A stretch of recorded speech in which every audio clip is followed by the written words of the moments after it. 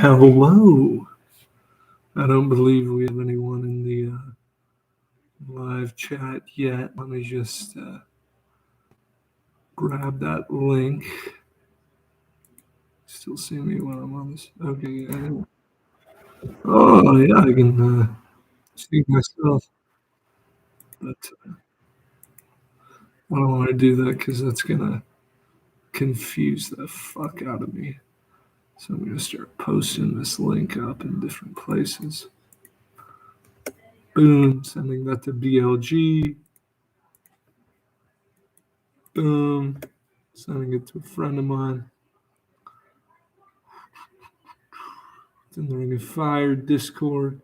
I'm not going to really get into the meat and potatoes of anything until there's actually a good few people here because, frankly, if it's just me, I'm just going to be rambling. I mean, I'll still add some stuff for when people watch it, not live, you know.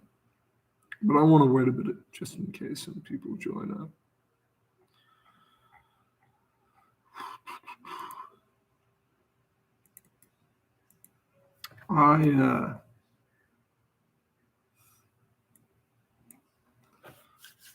I've been able to be a little more active lately in the video making. You can see with like Opiate and then a Thraxu video that should have just come out. I've been enjoying it. I feel like I'm really starting to kind of get in the swing of things, really focusing my energy on Within the Ring of Fire when it comes to videos. I think having someone out there besides just your main man making videos on that game is going to be good. Plus, that's just what I'm passionate about. Let's see. Doesn't look like anyone's hopped in yet. That's fine. Should start seeing people pop in. It's also 3 p.m. on a Wednesday, so I shouldn't really expect anyone jumping in then, I guess. I think some people in the Within the Ring of Fire Discord are going to be open.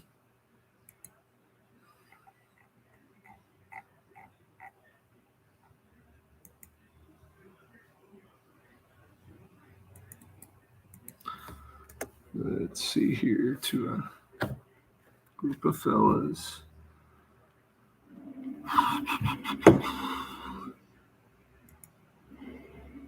Man, I'd start talking to the chat and answering questions and whatnot, but I'm going to keep waiting a bit. All right.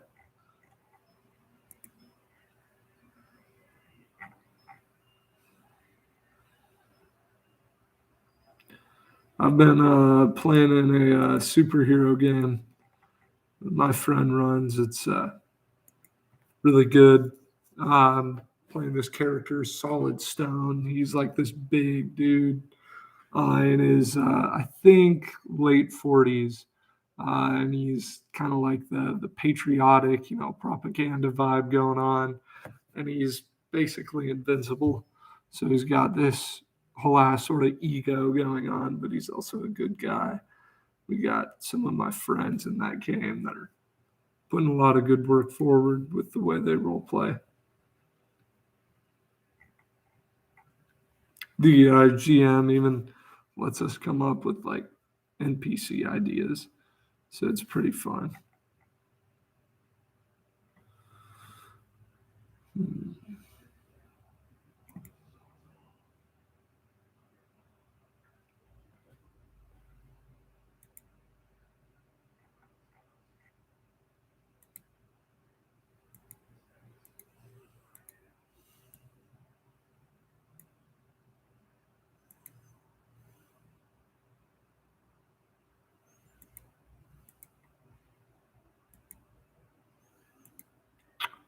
I guess I can jump into some of the topics I got set up to just kind of talk about something for when people are watching this not live, which is admittedly probably going to be most of the people who watch it. Yeah, so for those of you watching, when you are watching this, if you've watched a lot of my videos, you'll probably notice the dominant theme of Within the Ring of Fire. And I've talked about this a bit before about why I specifically do so much of that. Because, I like other games too. I like Vampire the Requiem. I do like Forgotten Realms, D&D, but classic Forgotten Realms.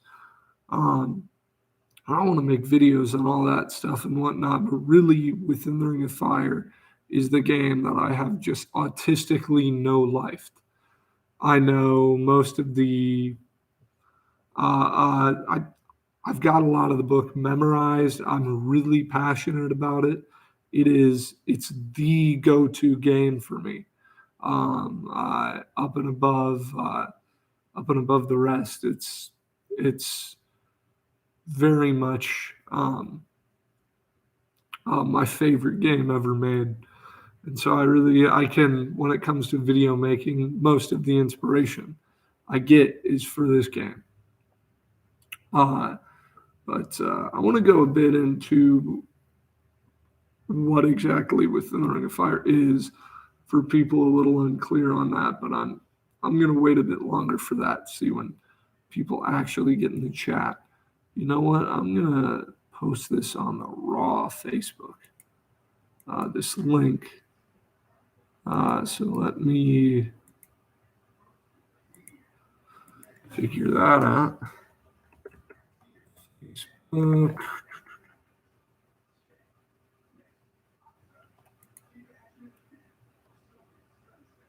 Fuck it, I'll send it to Andrew Wood.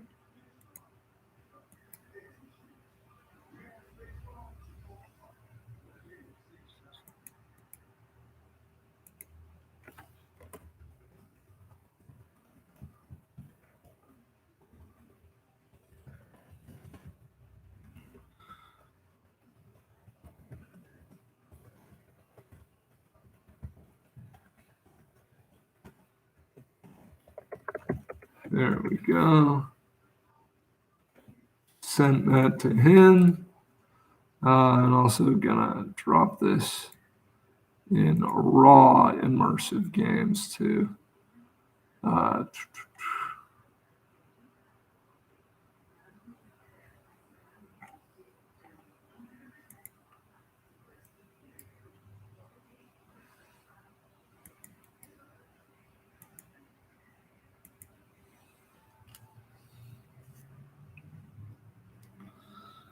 all right, links have been posted. I'm gonna wait a little longer here. Don't see anyone in the video other than me so far.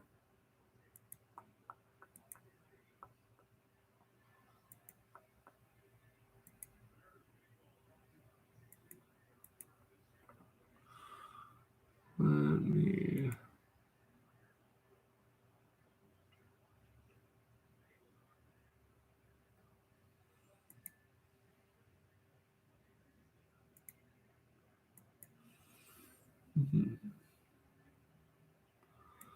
It's only about 7 minutes in. Yeah, and again, it's a fucking Wednesday. This was a bad idea to do on a Wednesday, to be honest. I've got posted up in some spots.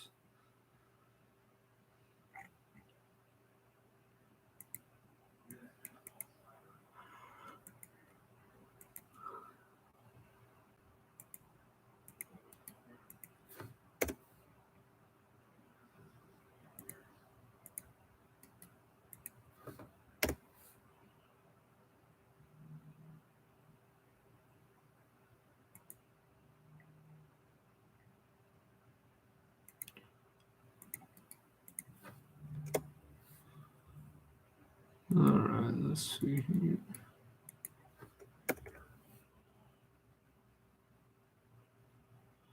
Has anyone hopped in? Still doesn't look like it. Oh, hey, Shauner, what's good, man? Glad to finally get someone in here. What you been up to? Have you been working on anything?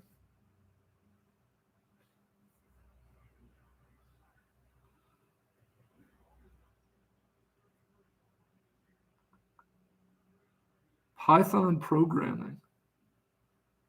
Damn. I wish I was less of a boomer so I could relate to you and even vaguely understand what that means. But you're working on making a. Oh, okay. So you're going with the fancy term for it. I see. But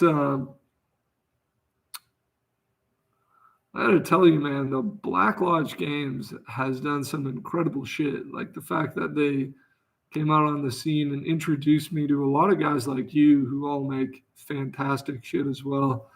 It was almost like kind of weirdly coincidental the time and place in my life that this RPG renaissance has happened. It's just worked out really, really well overall.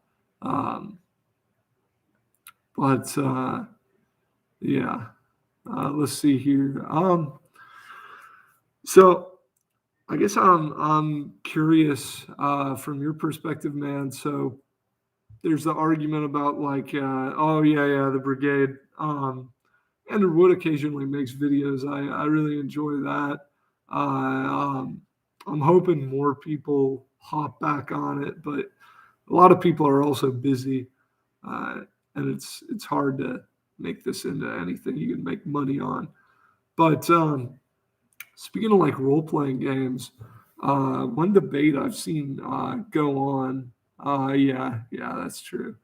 One debate I've seen go on a lot is the whole talk about like story gamer versus like the far opposite end, like the like procedural generator.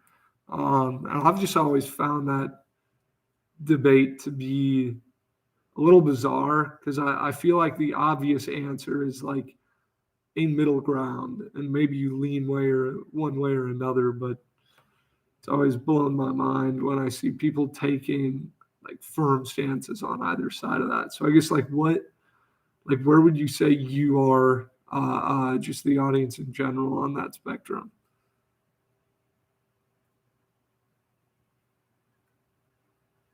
Pretty solidly in the middle, or do you lean one way or another?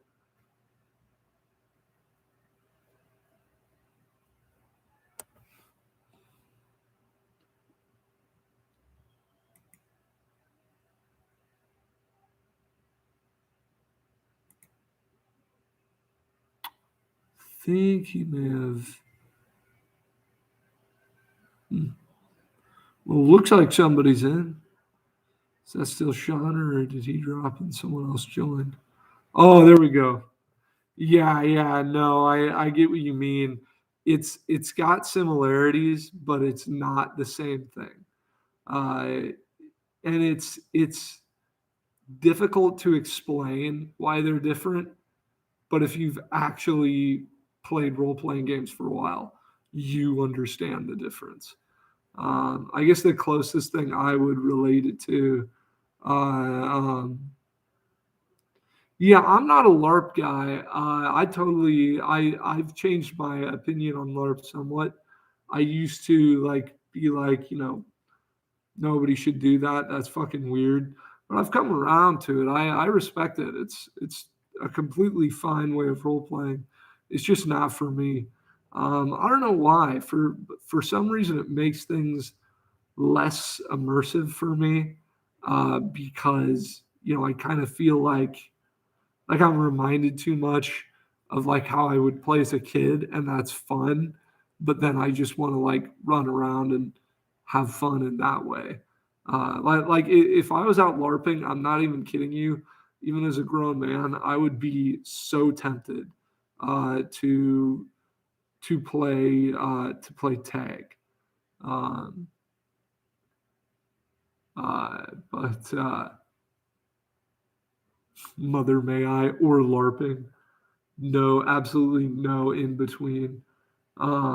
I mean, like, it depends on what you mean by LARPing. Like, when I'm role playing, do I occasionally, like, act out what I'm doing if the other players can see me? Oh, yeah, yeah, yeah. No, definitely. Definitely. I'm honestly, I miss the old stereotype. I mean, the old stereotype was still annoying, but the creepy, weird nerds in their like basements or whatever. Um, yeah, that was a bad stereotype, but that's better than the modern, like weird, like, all right, everybody, we're gonna tell a story. We've got all our safety tools figured out. Yeah, yeah. Okay, okay, yeah, no, no. Yeah, I definitely don't do that. I still respect it, but I don't do that. Um, it's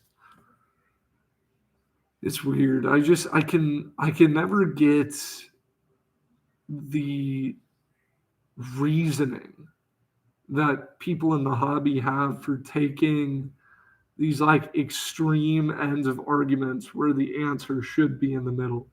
Like it's like, no, I don't. I'm not a story gamer. I just every room is procedurally generated like a video game. Or no, yeah, yeah. I'm a real GM. I'm a real role player. Okay, so I've already planned everything out. That's how good I am at role playing. Like it's obviously somewhere in the middle. Um, yeah. Romper room GMs. What's that?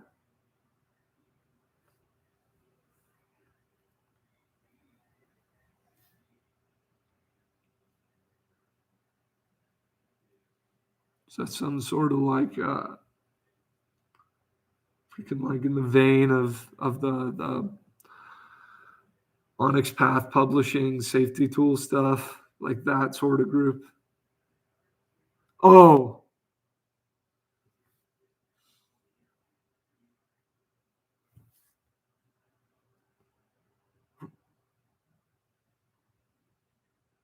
yeah. Oh, romper room GMs. Okay. I'm. I think you're ironically probably if you're more aware of that than me, you're probably a good bit older than me, even though we've already established you have a much better grasp on modern technology than I do with your fucking Python programming. We get it. You're intelligent. No, that's actually really cool that you're working on that. Yeah, Mr. Roger was pretty fucking cool. I remember watching Mr. Roger as a kid and being like really engrossed in what he was doing. Yeah, exactly, exactly. That's true. Honestly, if I ever had like kids and I wanted to run a role playing game for my little kids, I would just go Mr. Rogers style.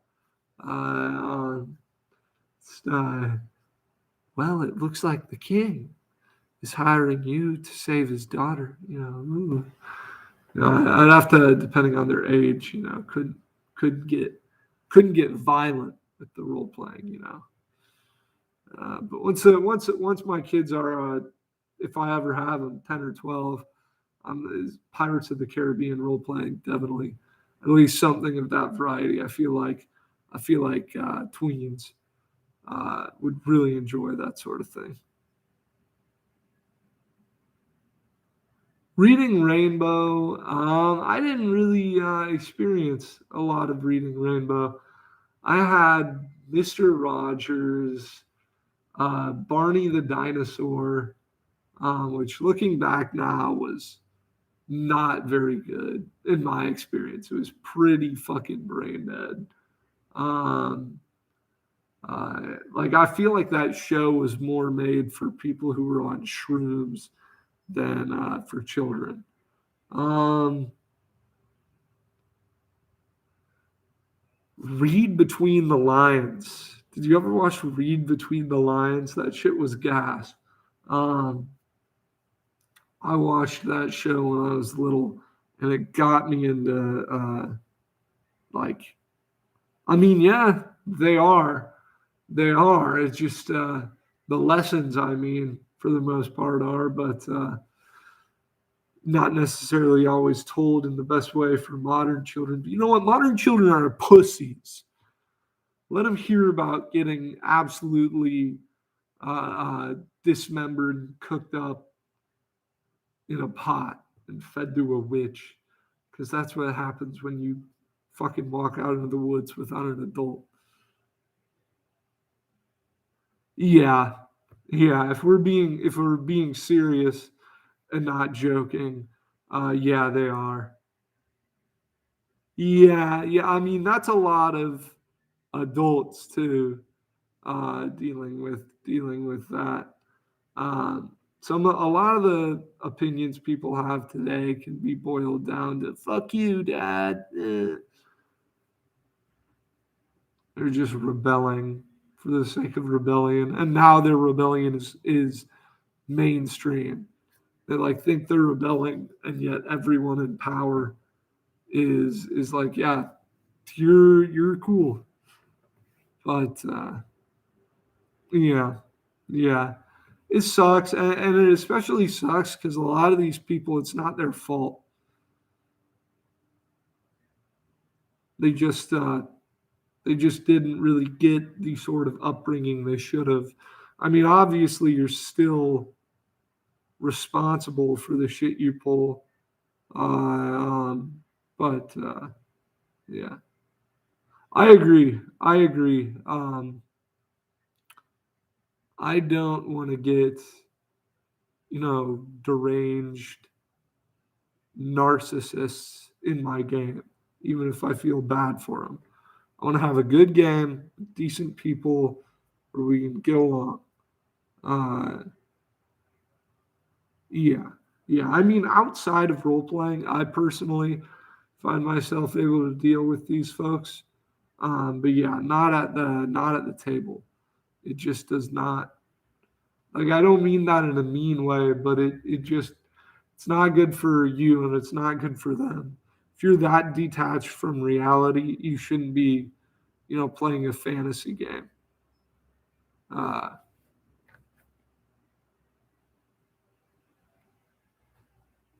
yeah, yeah, I mean, I can get that depending on the situation you're in.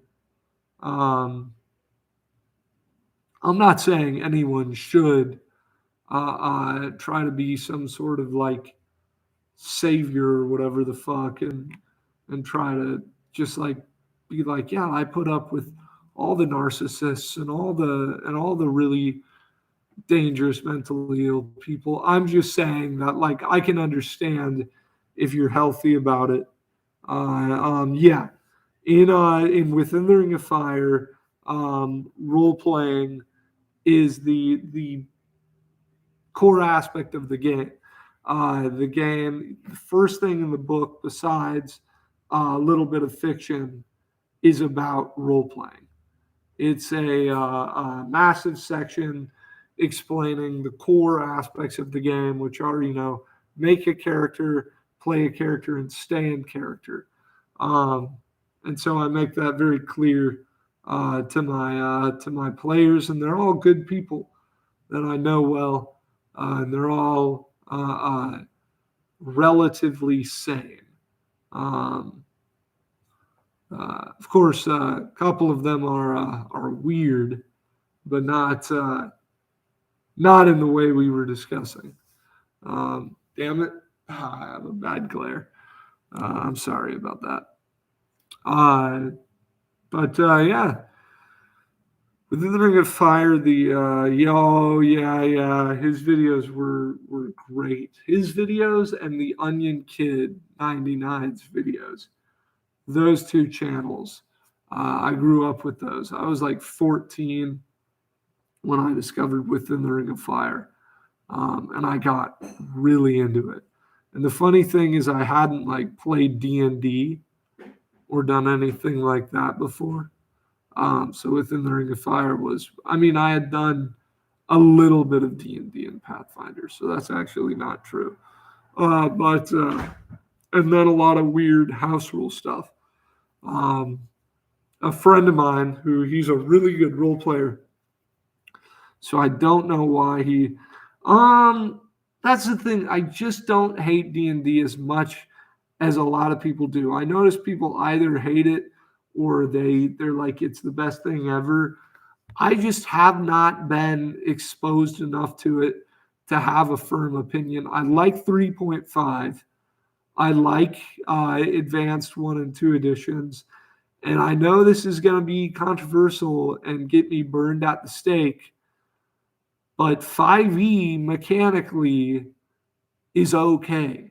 It could be way better, but it's like if a group of people wanted to see, that's where I disagree though, because I mean I get that the mechanics aren't right now. We're just talking about D&D and Within the Ring of Fire and the comparison in role playing, but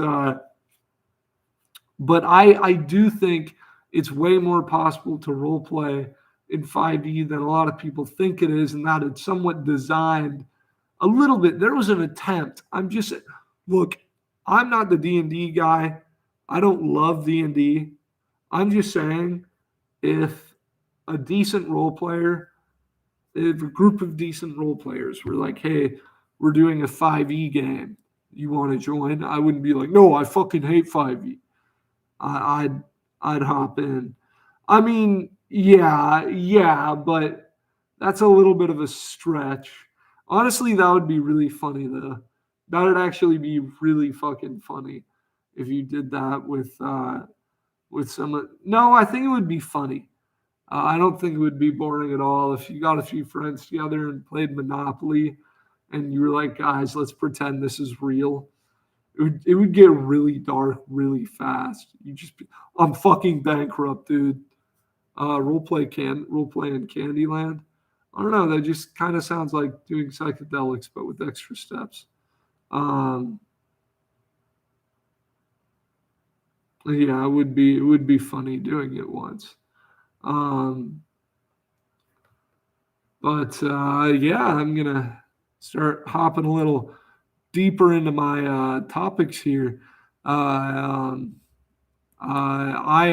was jumping into the chat talking about it earlier with Shauner, but Al, my guy, oh shit, I can't lean that far back, can I? Yeah, no. But Al, we were talking about, like, at least I was talking about story gamer versus procedural generator when it comes to GMing games. And my perspective is that both extremes are ridiculous. You don't want to be a complete story gamer because you don't want the novel game. You don't want the novel game, but then if you go too far in the direction of procedural generator, so procedural generator, the extreme of it is total player agency to the point where there's not really like a story or any sort of plot or things like that. It's like at the beginning of the game, you wake up in the village. Where do you go? What do you do? Then the character is like, I go into the woods. You walk into the woods, and it's almost like a video game. Extreme story gaming is like the GM has written a novel, and you're just playing out his novel. The middle ground, which is what I do, is that your characters have backstory and you have background in the world, and that you've got conflict and story hooks, but that you're given kind of free roam. You decide where to go. There's not a specific story. Yeah. Yeah, so like for me, it's definitely a middle ground, but everyone leans a particular way. Like I'm middle ground, but I lean procedural generator. At least when I run adventure games, I lean in the direction Generally you guys decide what you do, and I'll just have the world respond. But I've played in games in the middle ground that lean towards story gamer, and they've been decent too, as long as they're not too far in that direction. So which direction would you say you generally lean?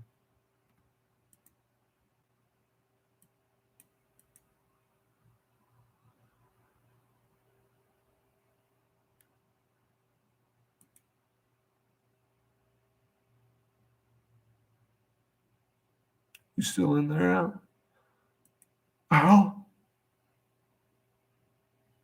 Yeah, agency, but with costs. Like have agency actually affect the world. Um, I like one theory of like gaming. I like is social stakes are cool. One theory of gaming I really like is uh, the theme park style of game. So you have on one extreme you have railroad, which is where the GM basically forces everything, and it's just you're pushed in one direction. And then on the other end of the spectrum, you have the sandbox, where you're just thrown to the wind and allowed to do whatever you want. When I think of middle ground, like a theme park style, uh, um, where it's like you've got a theme park and you can do whatever you want at the theme park, but you have to deal with the lines, and there's some things that you're kind of being directed towards, sort of. Uh, um, yeah, obviously, you can't take any metaphor too seriously, but yeah, if you're reasonable about it, it works.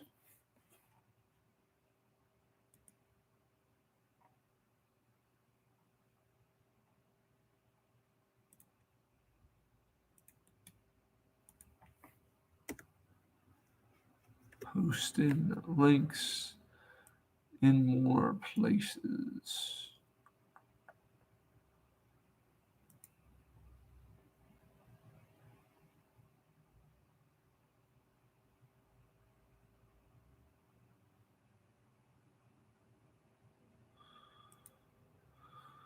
I think that's in one of my chats, one of my Discord chats. I have the rhythm bot named Bud Light and the fucking jockey music named Modelo Especial. Yo, Al, what does Modelo Especial mean? Yo, I'll type it out in chat.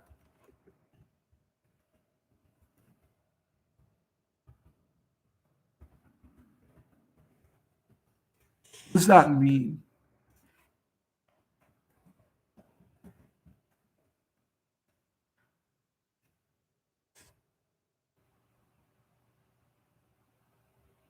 Special model.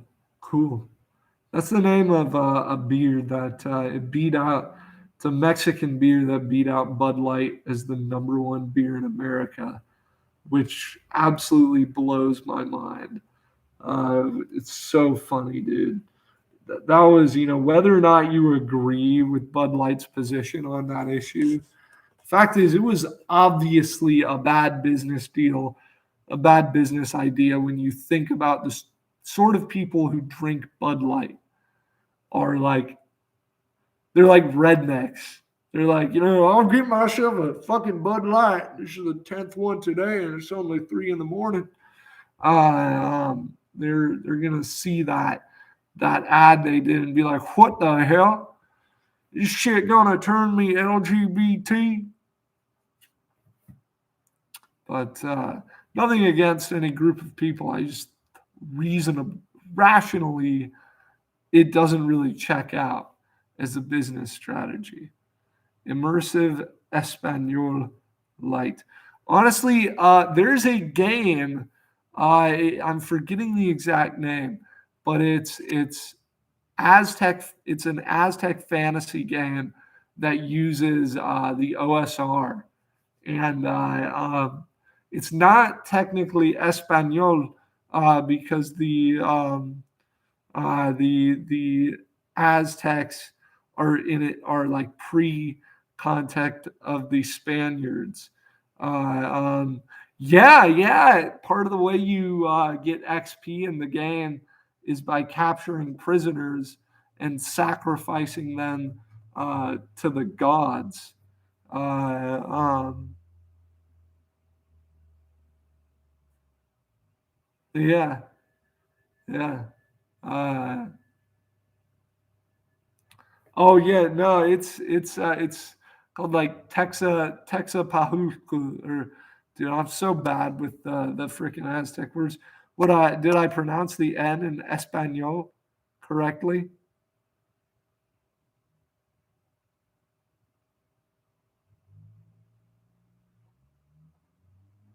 Espanol.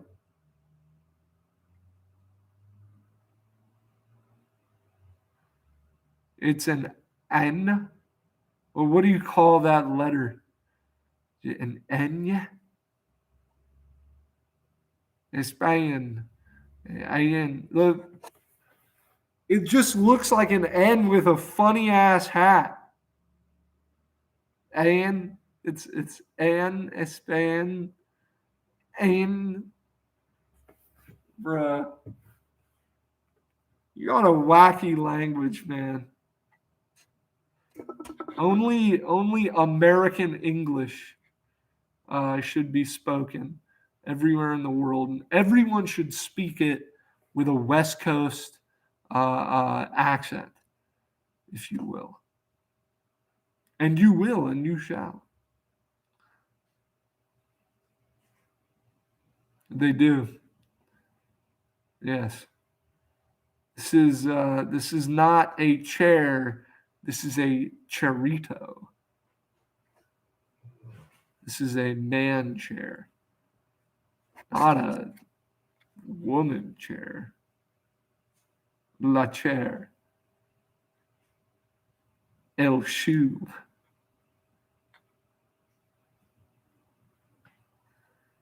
Is la like the female the and L is like the male the?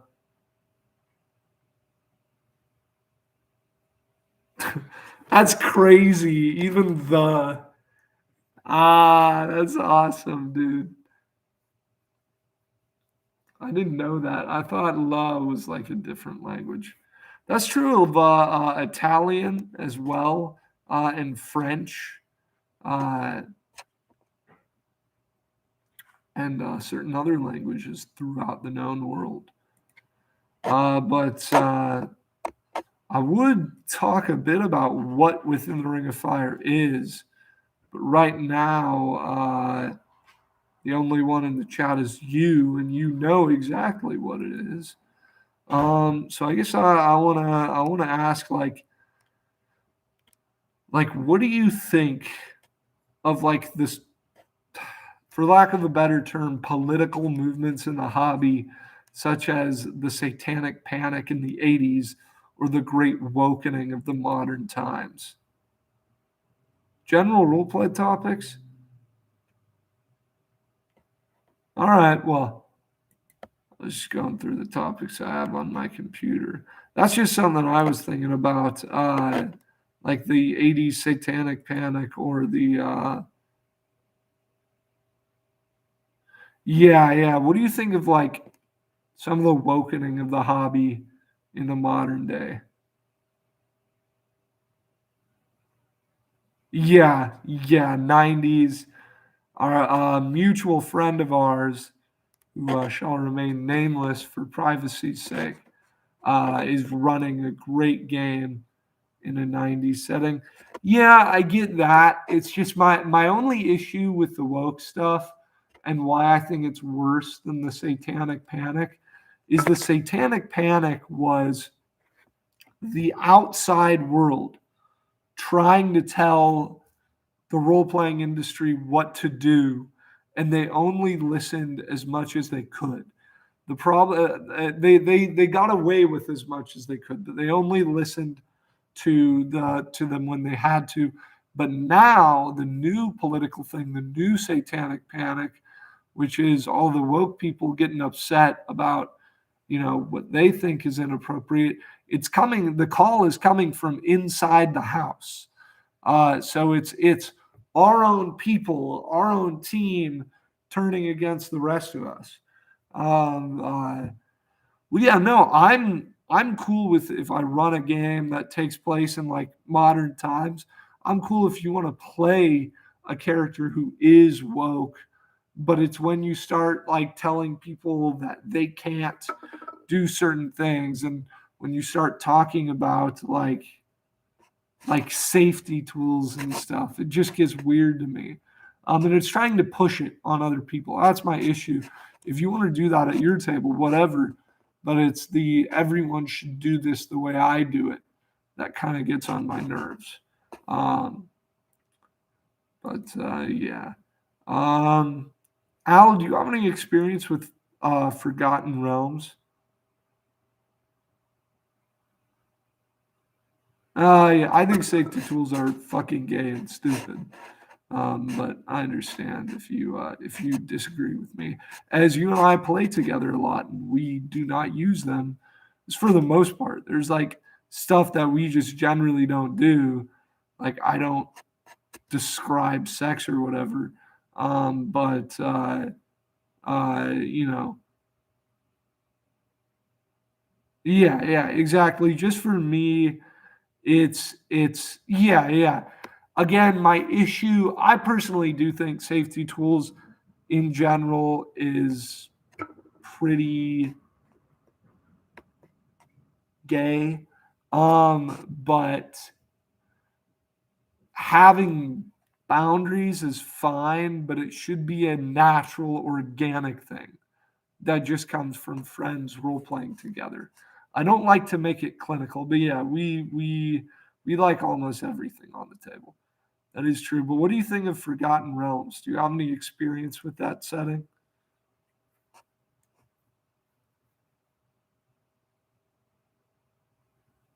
The X card is gay.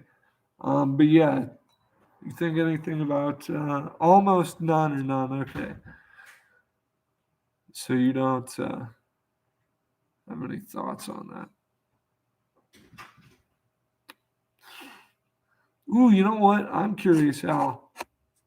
When you're playing in games and running games, what would you say are some of your like Hindi shit? Like Hindi role playing games?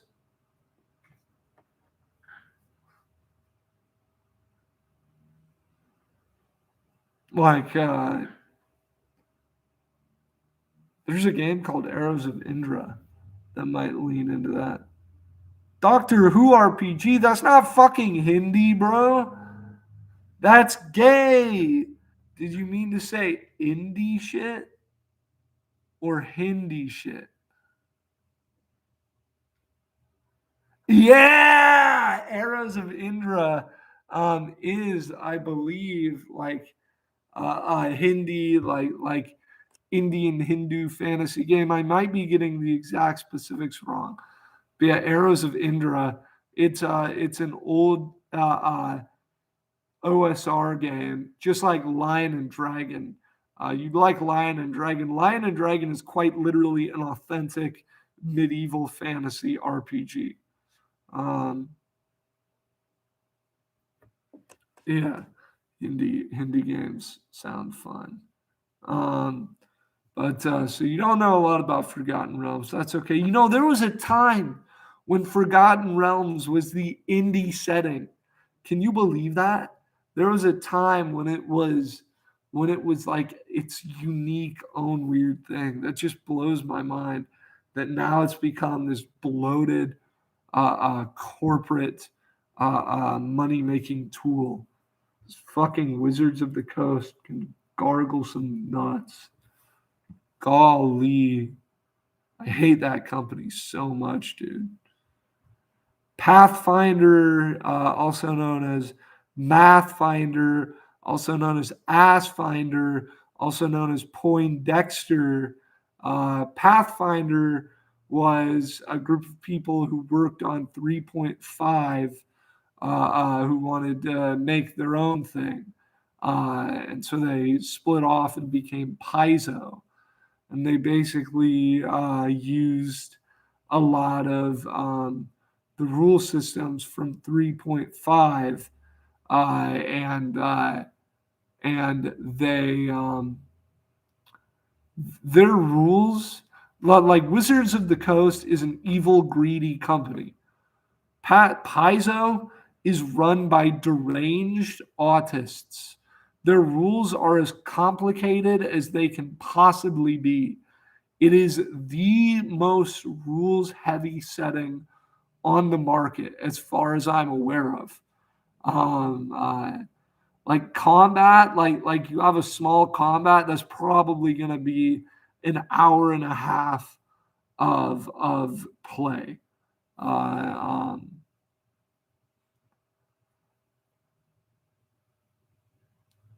But yeah, it is very, very rules heavy.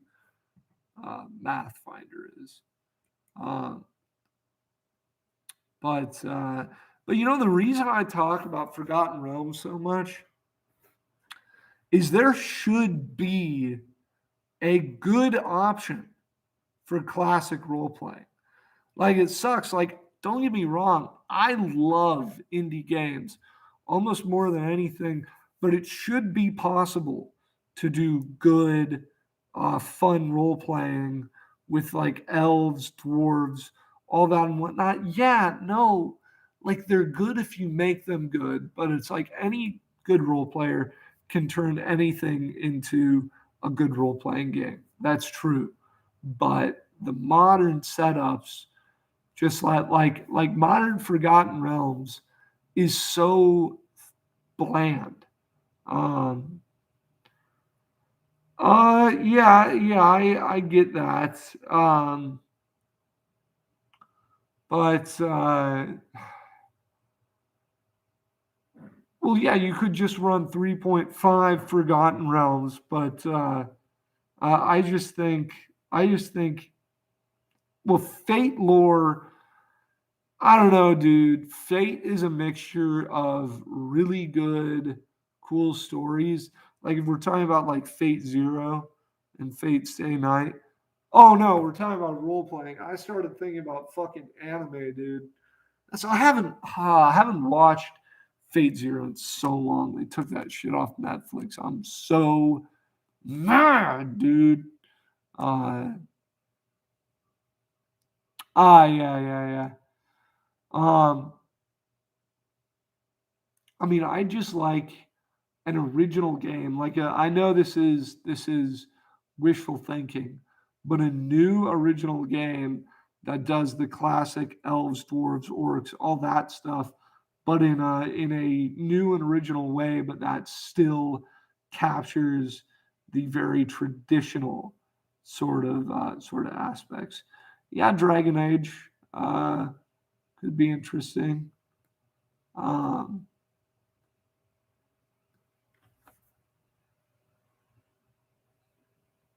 yeah, I could look into that.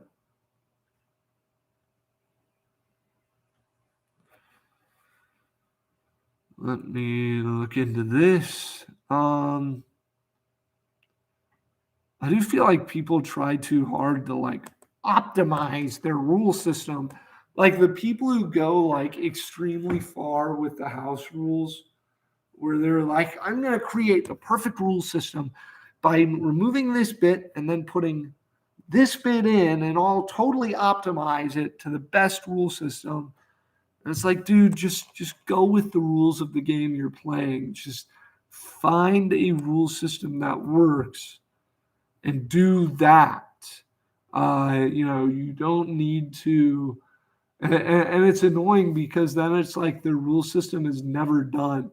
It's like at any point in the game, they might change the rules. Oh, new house rule, guys. And a lot of good GMs do that, where they're constantly new house rule. Okay, in the future, and it's like, let's just stick with the rules. Yeah, yeah, and it shouldn't be something that continues to happen. Shouldn't be 30 sessions down the line we come up with a new house rule. That, like, it's by the time it's 30 sessions, like, you shouldn't be changing the rules at all at that point in your game. Um, yeah, yeah. It shouldn't be an ongoing, constant thing. That's what really gets on my nerves. Uh, um, but what do you think of social mechanics, Al? So like rolling diplomacy, uh, um, rolling meditation, fucking different types of social mechanics too. Reaction rolls, the social mechanics in Vampire. What do you think of social mechanics in general?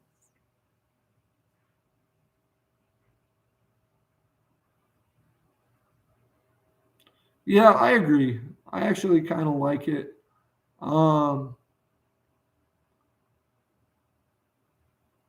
I believe sometimes between player characters can work, but yeah, for the most part, I agree. Not between player characters. Um, but yeah, and the thing that really gets on my nerves though is I get so many people who want to play Billy Badasses, which is what makes me want to use social mechanics, even though I stop myself because I know it's a bad impulse, but where it's like, yeah, my character is not intimidated by anything. I just want to be like, oh, okay, well, we'll roll for it then. Oh, you failed your roll. Oh, well, guess what? You're intimidated. Because I'm so sick of people playing like that. Like, yeah, my character is the cool one. That's annoying. Um, Mr. Cool Guy. So yeah, yeah. The thing about I like sure, but the problem with having a character like that is no matter how badass your character is, you have to be able to sell. So the GM wants people selling for his scary NPCs, so you have to be able to sell for those NPCs. That doesn't mean you act like a pussy, but you can't say it's just my character, dude. He wouldn't react when you designed him to not react to anything. So no, he just no sells literally everything. You gotta be able to sell some shit, especially from other players. But yeah, I agree. Overall, social mechanics should not be used between players. And generally with social mechanics, so in most mechanics in the game, I do roll, describe. So before you describe anything, you roll and then you describe. With social roles, I do describe.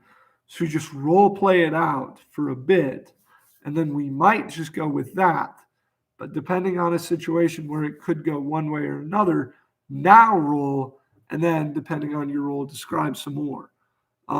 So, for example, if you're trying to convince someone who could be bribed, but they've got a little bit of willpower, it's not something they're willing to do lightly. You can roll that and have this interaction. Where first you start just role playing and you're talking to them, and it might go somewhere, and what you say matters, and then you're like, okay, well, you know what, I roll, and then if you fail, you describe whatever you say that bungles it up, or you succeed. But then you may not even need to roll in the first place, depending on what you said. But yeah, so that's the one area where I would go describe, roll, describe, instead of just roll, describe. Um, what do you think of like divinities? Hey, what do you think of divinities in role playing games? I'm big on them. I want divinities in all my fantasy games, whether it's monotheistic or polytheistic. I don't give a shit. I love it all, and I want to play super religious characters. What's your take? on divinities and role playing games.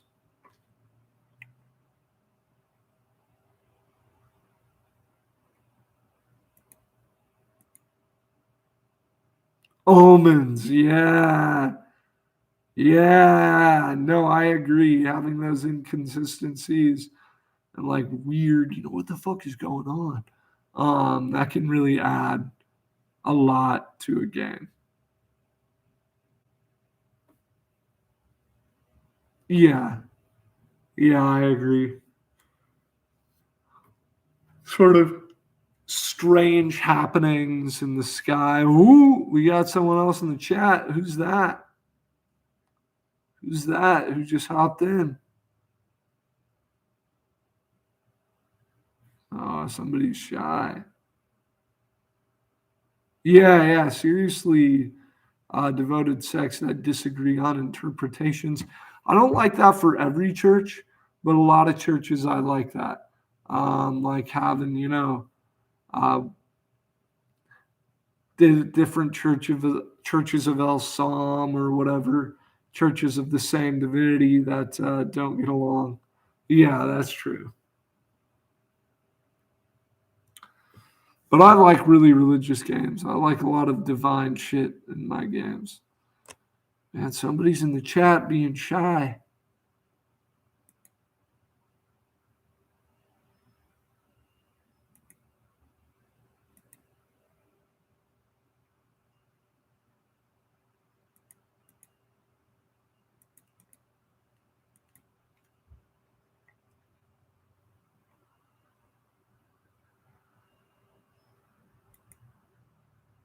Am I able to see who's in chat? Participants. Oh, it's just us now. Huh.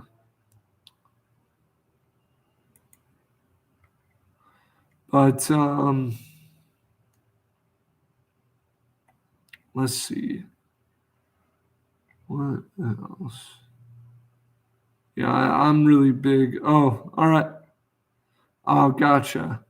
Um, depending on who else is showing up, not a lot of people coming up. I might end this stream somewhat soon. Oh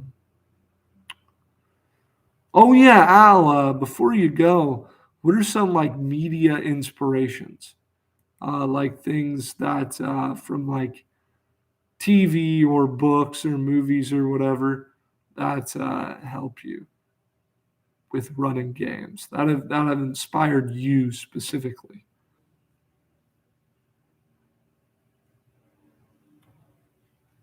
Books, movies, TV, music. For me, music, hair metal. Oh my god, hair metal has given me so much inspiration for role playing.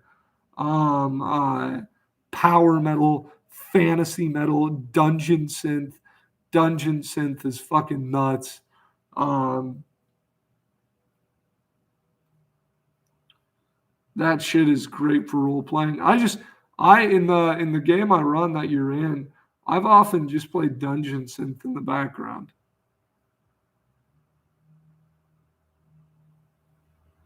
Yeah, no, I get that. I get that. Yeah, and you do you ever, let's all face it, we're in this hobby, we're all a little bit autistic. Do you ever do that thing where you get really fixated on like one character in a TV show and you try to like mine into the character to find out what's cool about him and try to take some inspiration from that? Have you ever done that? Like gotten really caught up in a show and then gotten like really like deep dived into a particular character? Um, because right now I'm watching a show called Primal, and I'm doing that with the character Spear, the main character of the show. Also watching Ozark. Um, Ozark is good.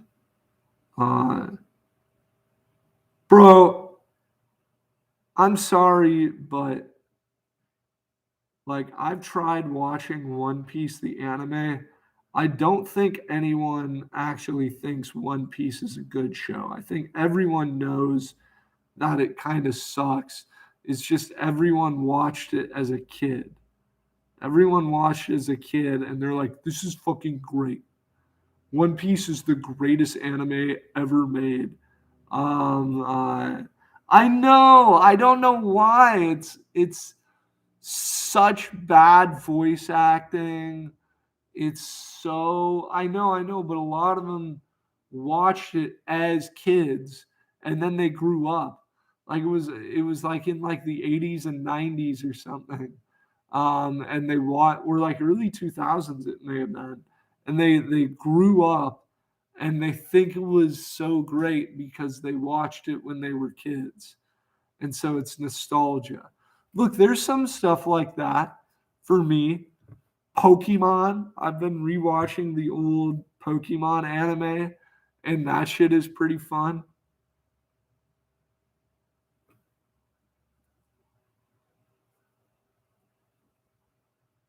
Yeah.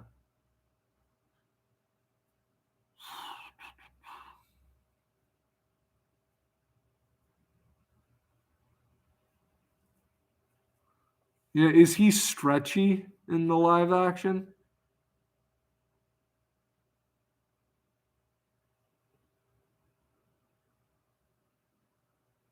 Are all the villains in the live action also like bizarre sexual degenerates, just like they are in the anime? It's like all the villains in the anime are like, I'm the bearded woman. Ooh, I'm going to grope you. You're like, and that's the whole um uh yeah, but like that was like the whole thing of like the villains in the anime. Like it'd be like some like weird fat chick who's like come here, boy, like let me put you in my belly, like that sort of thing. Um, uh, 10, wait, 100 episodes of anime in 8 hours.